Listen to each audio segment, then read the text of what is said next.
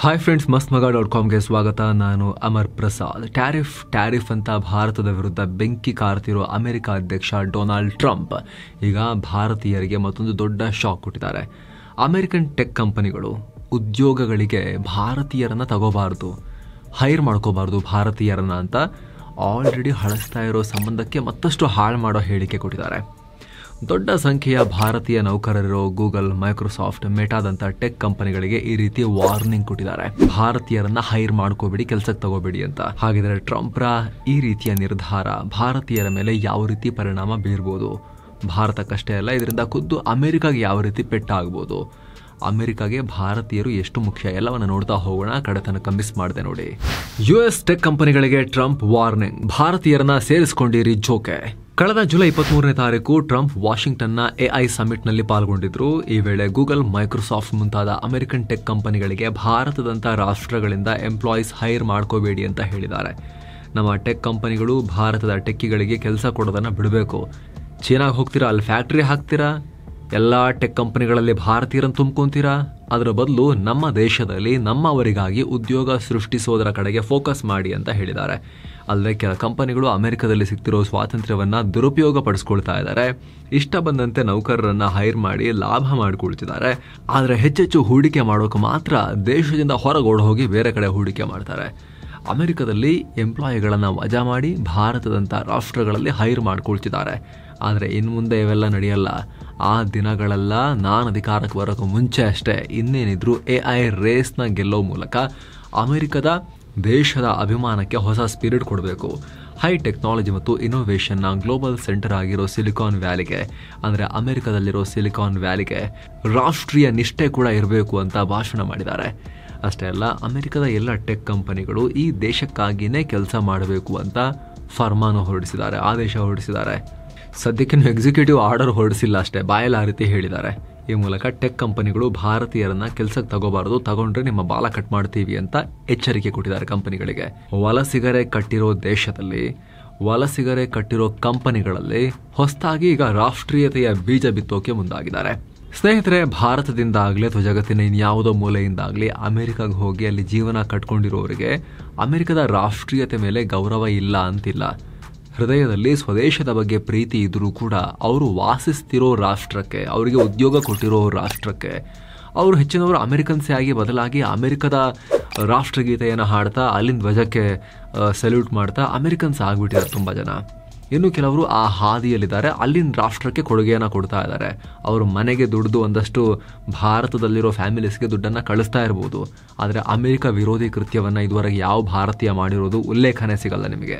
ಅಂಥದ್ರಲ್ಲಿ ಟ್ರಂಪ್ ಮತ್ತೆ ಹಲವಾರು ಶತಮಾನಗಳಷ್ಟು ಹಿಂದಿನ ಕಾಲಕ್ಕೆ ಹೋಗಿ ಜನಾಂಗೀಯ ತಾರತಮ್ಯ ಶುರು ಮಾಡ್ತಿರೋ ಥರ ಕಾಣಿಸ್ತಾ ಇದೆ. ಪಕ್ಕದ ಮೆಕ್ಸಿಕೋ ಬಿಟ್ಟರೆ ಅಮೆರಿಕದಲ್ಲಿರುವ ಅತಿ ದೊಡ್ಡ ಡಯಾಸ್ಪೋರಾನೇ ಭಾರತದ್ದು. ಮೆಕ್ಸಿಕೋ ಪಕ್ಕದಲ್ಲಿ ಬೇಲಿ ಹಾರಿ ಬಂದ ಅಕ್ರಮ ವಲಸಿಗರು ಜಾಸ್ತಿ. ಆದರೆ ಭಾರತ ಸಪ್ತ ಸಾಗರ ದಾಟಿ ಹೋಗಬೇಕು ಅಂತ ಹೇಳ್ತಾರಲ್ಲ, ಅಷ್ಟು ದೂರದಲ್ಲಿದೆ ಭಾರತ. ಹೆಂಗೆ ಹೋಗಿದ್ದಾರೆ? ಲೀಗಲ್ ಆಗಿ ಜಾಬ್ ತಗೊಂಡು ಹೋದವರು, ಅಮೆರಿಕನ್ ಕಂಪನಿಗಳೇ ರೆಡ್ ಕಾರ್ಪೆಟ್ ಹಾಕಿ ಕರ್ಕೊಂಡು ಹೋದವರು ಜಾಸ್ತಿ ಇದ್ದಾರೆ. ದೊಡ್ಡ ಪ್ರಮಾಣದಲ್ಲಿ ಅಲ್ಲಿ ಹೋಗಿ ಓದಿ ಆಮೇಲೆ ಅಲ್ಲೇ ಜಾಬ್ ತಗೊಂಡವರಿದ್ದಾರೆ. 2022ರ ಅಂಕಿಅಂಶಗಳ ಪ್ರಕಾರ 28 ಲಕ್ಷಕ್ಕೂ ಅಧಿಕ ಭಾರತೀಯರು ಹಾಗೂ ಭಾರತೀಯ ಮೂಲದವರು ಅಲ್ಲಿದ್ದಾರೆ. ಅಂಥ ದೇಶದ ಜನರಿಗೇನೆ ಉದ್ಯೋಗ ಕೊಡಬೇಡಿ ಅಂತ ಟ್ರಂಪ್ ಕರೆ ಕೊಟ್ಟಿದ್ದಾರೆ. ಕೇವಲ ಭಾಷಣದಲ್ಲಿ ಮಾತ್ರ ಅಲ್ಲ, ವೀಸಾ ಮೂಲಕನೂ ಭಾರತೀಯರನ್ನ ಗೇಟ್ನಲ್ಲೇ ತಡೆಯೋಕೆ ಟ್ರಂಪ್ ಮುಂದಾಗಿದ್ದಾರೆ. ಸ್ನೇಹಿತರೆ, ಅದು ಹೇಗೆ ಅಂತ ನೋಡೋಕ್ಕಿಂತ ಮುಂಚೆ NRIಗಳಿಗಾಗಿನೇ ರೆಡಿ ಮಾಡಲಾಗಿರೋ NRI ಟರ್ಮ್ ಇನ್ಶೂರೆನ್ಸ್ ಬಗ್ಗೆ ಕ್ವಿಕ್ ಆಗಿ ಮಾಹಿತಿ ಕೊಟ್ಬಿಡ್ತೀವಿ. ಸ್ನೇಹಿತರೆ, NRI ಅಂದ ತಕ್ಷಣ ಜವಾಬ್ದಾರಿ ಜಾಸ್ತಿ ಆಗುತ್ತೆ. ವಿದೇಶಗಳಲ್ಲಿ ಡಾಲರ್ ಲೆಕ್ಕದಲ್ಲಿ ಹಣ ಸಂಪಾದನೆ ಮಾಡ್ತಿರ್ಬೋದು, ಆದರೆ ಅದರ ಜೊತೆಗೆ ಭಾರತದಲ್ಲಿರೋ ತಮ್ಮ ಕುಟುಂಬವನ್ನು ಹೇಗೆ ರಕ್ಷಿಸಬೇಕು ಅನ್ನೋ ಯೋಚನೆ, ಜವಾಬ್ದಾರಿಯನ್ನು ಕೂಡ NRIಗಳು ಯೋಚನೆ ಮಾಡ್ತಿರ್ತಾರೆ. ಅದಕ್ಕೆ ಕುಟುಂಬದ ಆರ್ಥಿಕ ಭದ್ರತೆ ಅಂತ ಬಂದಾಗ ಮುಖ್ಯವಾಗೋದು ಟರ್ಮ್ ಇನ್ಶೂರೆನ್ಸ್. NRIಗಳು ಭಾರತದಲ್ಲಿ NRI ಟರ್ಮ್ ಇನ್ಶೂರೆನ್ಸ್ ಅನ್ನ ಮಾಡಿಸ್ಬೋದು. ಯಾಕಂದ್ರೆ ತಿಂಗಳಿಗೆ ಬರೀ $15-20 ಖರ್ಚು ಮಾಡಿದ್ರೆ ಭಾರತದಲ್ಲಿರೋ NRI ಕುಟುಂಬಗಳಿಗೆ ಕೋಟ್ಯಂತರ ರೂಪಾಯಿಗಳ ಟರ್ಮ್ ಇನ್ಶೂರೆನ್ಸ್ನ ಕವರೇಜ್ ಅನ್ನ ಕೊಡಿಸಬಹುದು. $15-20 ಅಂದ್ರೆ ವಿದೇಶಿ ವಿದ್ಯಾರ್ಥಿಗಳು ಅಮೆರಿಕದಲ್ಲಿ ಪ್ರತಿ ಗಂಟೆಗೆ ದುಡಿಯೋ ಸರಾಸರಿ ಹಣ. ಅದಕ್ಕಿಂತ ಕಡಿಮೆ ಪ್ರೀಮಿಯಂನಲ್ಲಿ ಕೋಟಿಗಟ್ಟಲೆ ಲೈಫ್ ಕವರ್ ಭಾರತದಲ್ಲಿ ಸಿಗುತ್ತೆ NRIಗಳಿಗೆ. ಅಲ್ಲದೆ ಭಾರತದ ಟರ್ಮ್ ಇನ್ಶೂರೆನ್ಸ್ ಪ್ಲಾನ್ಗಳು ಗ್ಲೋಬಲ್ ಕವರೇಜ್ ಕೊಡ್ತವೆ. UK, UAEಗಳಿಗೆ ಕಂಪೇರ್ ಮಾಡಿದ್ರೆ ಭಾರತದ ಪ್ಲಾನ್ಗಳು ಬಹಳ ಕಾಸ್ಟ್ ಎಫೆಕ್ಟಿವ್, ತುಂಬ ಕಮ್ಮಿ. ಆಲ್ಮೋಸ್ಟ್ 30-50% ಕಾಸ್ಟ್ ಕಮ್ಮಿ. ಅಲ್ಲದೆ ಯಾವುದೇ ಮೆಡಿಕಲ್ ಟೆಸ್ಟ್ ಇಲ್ಲದೆ ಫೋನ್ ಕಾಲ್ ಅಥವಾ ವಿಡಿಯೋ ಕಾಲ್ನಲ್ಲೇ ಕಮ್ಯುನಿಕೇಟ್ ಮಾಡಿ ಟರ್ಮ್ ಪ್ಲಾನ್ ತಗೋಬಹುದು. ಬರೋಬ್ಬರಿ 99 ವರ್ಷಗಳವರೆಗೆ, ಅಂದರೆ ಲೈಫ್ ಟೈಮ್ ಪೂರ್ತಿ 5 ಕೋಟಿ ರೂಪಾಯಿವರೆಗೂ ಕವರೇಜ್ ಕೊಡೋ ಪ್ಲಾನ್ಸ್ ಇವೆ. ಆನ್ಯುವಲ್ ಪೇಮೆಂಟ್ ಮಾಡಿದಾಗ 23% GST ಕೂಡ ಅವಾಯ್ಡ್ ಮಾಡ್ಬೋದು NRIಗಳು. ಹೀಗೆ ಸಾಕಷ್ಟು ಬೆನಿಫಿಟ್ಸ್ ಇರೋದ್ರಿಂದ ಕಳೆದ ವರ್ಷಕ್ಕಿಂತ 130% ಹೆಚ್ಚು NRIಗಳು ಪಾಲಿಸಿ ಬಜಾರ್ ಮೂಲಕ ಈಗ ಇನ್ಶೂರೆನ್ಸ್ ಮಾಡಿಸ್ತಾ ಇದ್ದಾರೆ. ಸೊ ನಿಮಗೂ ನಿಮ್ಮ ಕುಟುಂಬಗಳಿಗಾಗಿ ಟರ್ಮ್ ಇನ್ಶೂರೆನ್ಸ್ ಮಾಡಿಸೋ ಪ್ಲಾನ್ ಇದ್ರೆ ಡಿಸ್ಕ್ರಿಪ್ಷನ್ ಹಾಗೂ ಪಿನ್ ಮಾಡಿರೋ ಕಾಮೆಂಟ್ ನಲ್ಲಿ ನಮ್ಮ ಈ ವಿಡಿಯೋದ ಪಾರ್ಟ್ನರ್ಸ್ ಆಗಿರೋ ಪಾಲಿಸಿ ಬಜಾರ್ನ ಲಿಂಕ್ ಅನ್ನ ಹಾಕಿರ್ತೀವಿ.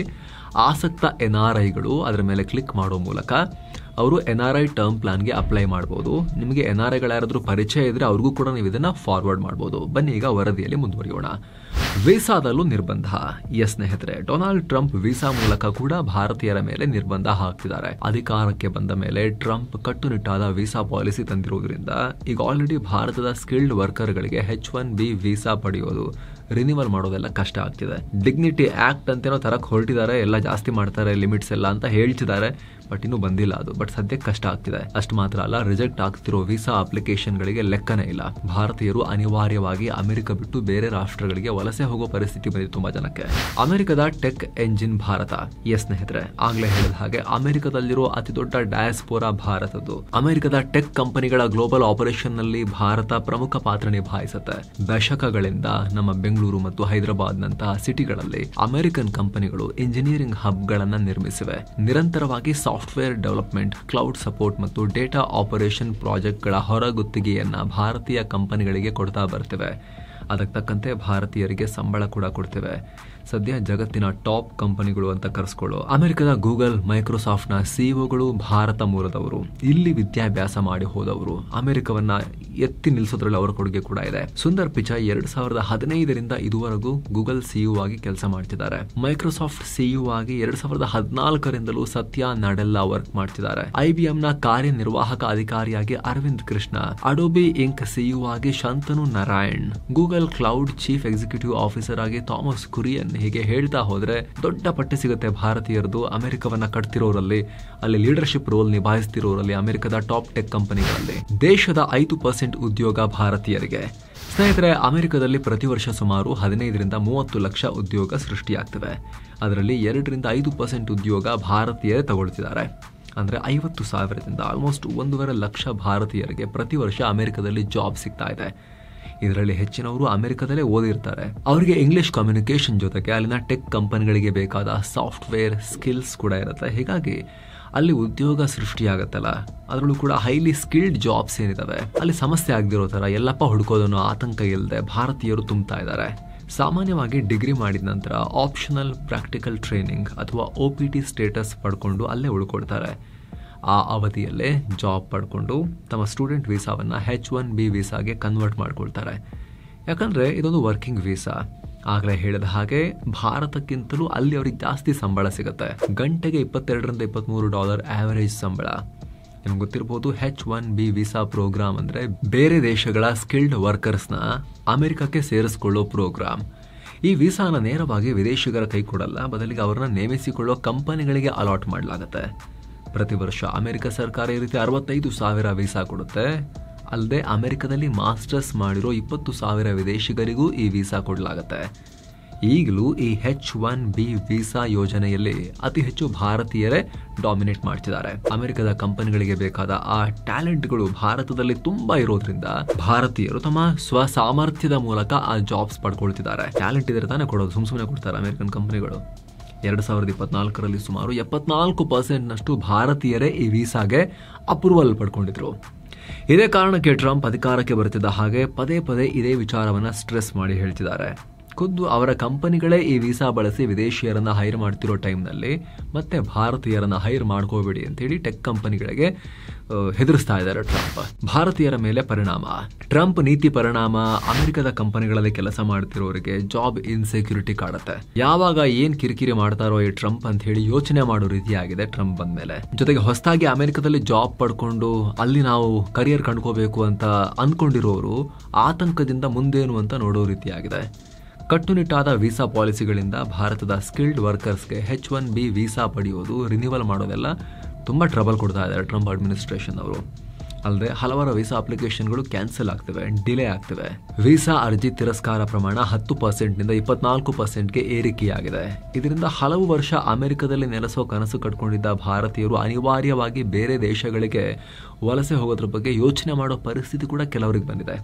ಜೊತೆಗೆ ವಿಶೇಷ ಉದ್ಯೋಗಗಳಿಗೆ ಉನ್ನತ ಮಟ್ಟದ ಶಿಕ್ಷಣ ಕಡ್ಡಾಯ ಮಾಡಿದ್ದಾರೆ. ಹೀಗಾಗಿ ಆಲ್ರೆಡಿ ವೀಸಾ ಹೊಂದಿರೋರಿಗೂ ಸಮಸ್ಯೆ ಆಗ್ತಿದೆ, ಕ್ಯಾನ್ಸಲ್ ಎಲ್ಲ ಆಗ್ತಾ ಇದೆ.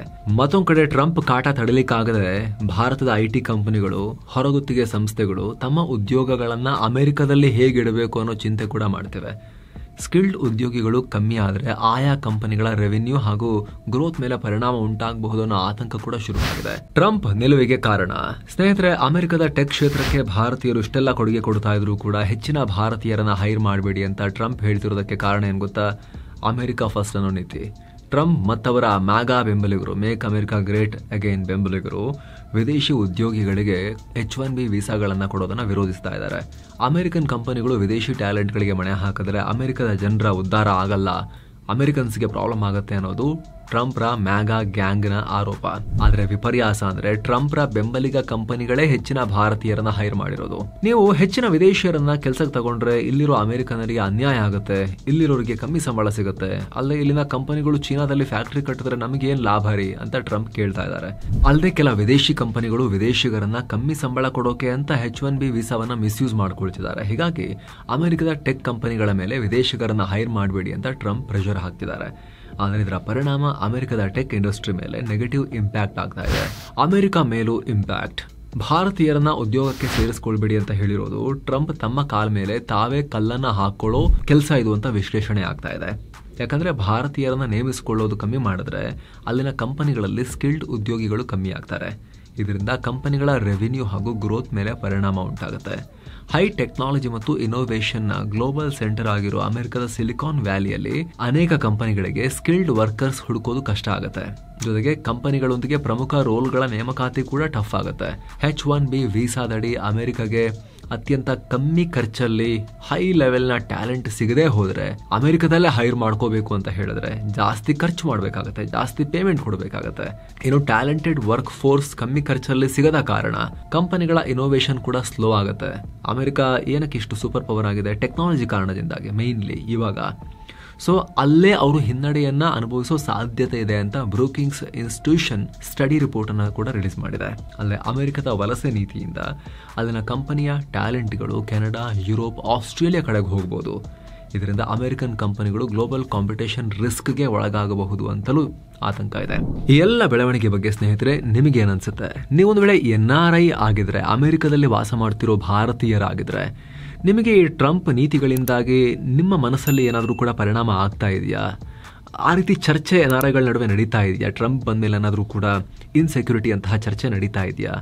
ವಾಸ್ತವ ಸ್ಥಿತಿ ನೀವು ನೋಡ್ತಿರೋದು ಏನಿದೆ? ಟ್ರಂಪ್ ಸುಮಾರು ಹೇಳ್ತಿದ್ದಾರೆ, ಬಟ್ ವಾಸ್ತವ ಸ್ಥಿತಿ ಅಲ್ಲಿ ಏನಿದೆ ಅದನ್ನು ಕಾಮೆಂಟ್ ಮಾಡಿ ತಿಳಿಸಿ. ಹಾಗೆ ಸ್ನೇಹಿತರೆ, ಮತ್ತೊಮ್ಮೆ ಕಡೆಯಲ್ಲಿ ಕ್ವಿಕ್ ರಿಮೈಂಡರ್, ಆಗಲೇ ಹೇಳಿದ ಹಾಗೆ ವಿದೇಶಗಳಲ್ಲಿರೋ ನಿಮ್ಮ ಫ್ರೆಂಡ್ಸ್, ಫ್ಯಾಮಿಲಿಯವರು ಟರ್ಮ್ ಇನ್ಶೂರೆನ್ಸ್ ಮಾಡಿಸೋ ಪ್ಲಾನ್ನಲ್ಲಿದ್ದರೆ, ನೀವು ವಿದೇಶದಲ್ಲಿರೋ NRI ಆಗಿದ್ರೆ, ಅಮೆರಿಕದಲ್ಲಿರೋ NRI ಆಗಿದ್ರೆ, ನಿಮ್ಮ ಫ್ಯಾಮಿಲಿಗೆ ಆರ್ಥಿಕ ಭದ್ರತೆ ಕೊಡೋಕೆ NRI ಟರ್ಮ್ ಇನ್ಶೂರೆನ್ಸ್ ಮಾಡಿಸಬಹುದು. ಡಿಸ್ಕ್ರಿಪ್ಷನ್ನಲ್ಲಿ ಹಾಗೂ ಪಿನ್ ಮಾಡಿರೋ ಕಾಮೆಂಟ್ನಲ್ಲಿ ಪಾಲಿಸಿ ಬಜಾರ್ನ ಲಿಂಕ್ ಇದೆ. ಕ್ಲಿಕ್ ಮಾಡೋ ಮೂಲಕ ಭಾರತದ ಎಲ್ಲ ಪ್ರೊವೈಡರ್ಗಳ ಪ್ಲಾನ್ಗಳನ್ನು ಕಂಪೇರ್ ಮಾಡಿ ನೀವು ಅಪ್ಲೈ ಮಾಡಬಹುದು. Thank you so much. ಮತ್ತೆ ಭೇಟಿ ಆಗ್ತಿರೋಣ. ನಮಸ್ತೆ.